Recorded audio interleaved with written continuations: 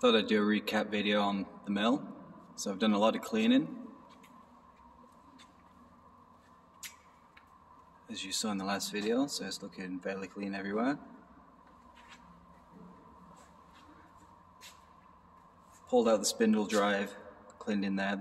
The spindle drive is going to be cleaned up and recapped. It's actually really dirty and greasy inside it, so there's a lot of work to do there.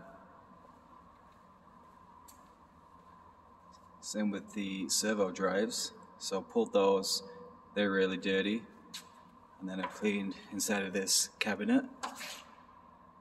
This is way cleaner. But I've come to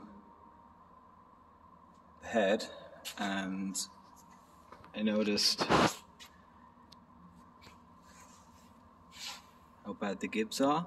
So I actually noticed on the back of the slide in here it's quite badly worn. So I took off one side and you can see the gib strip is fairly bad. But I can still put it in there. I can still adjust it. But as I'm working on this, so I cleaned up all that side, ready to put it back together, I noticed I have two oil lines. So one drops into the top of the gib strip to lubricate it, and then there's a spare one, and I didn't move this.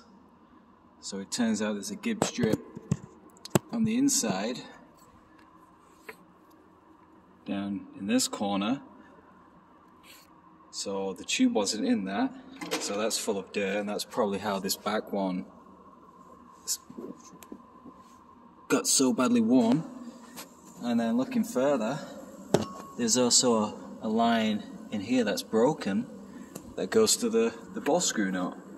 So that one's completely severed.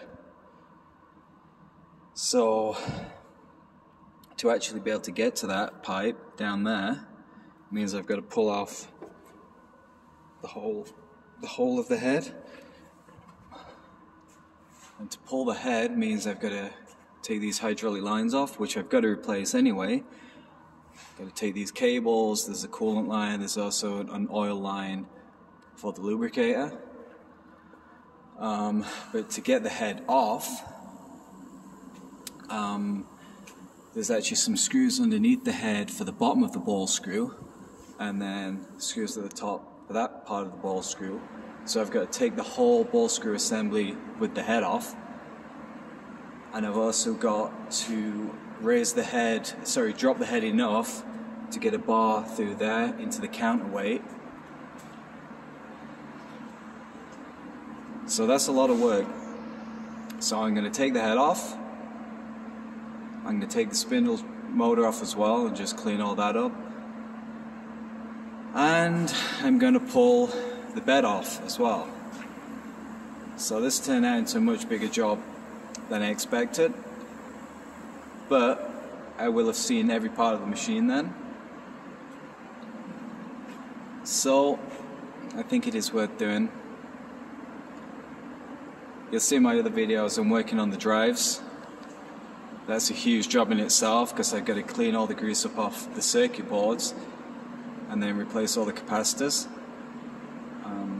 And that takes longer than you'd expect. But I also found that my machine mover that I'm going to use this time around with the crane, their limit's 8,000 pounds and this machine weighs 10,000. So I'm actually going to pull the head off and the bed, clean them all up, and then wrap them up, put them on a pallet. So then when I get to my unit, I can put them back, and then the machine should be light enough to move then. And then there's also all these guards to clean up and potentially paint. So my job just got a lot bigger.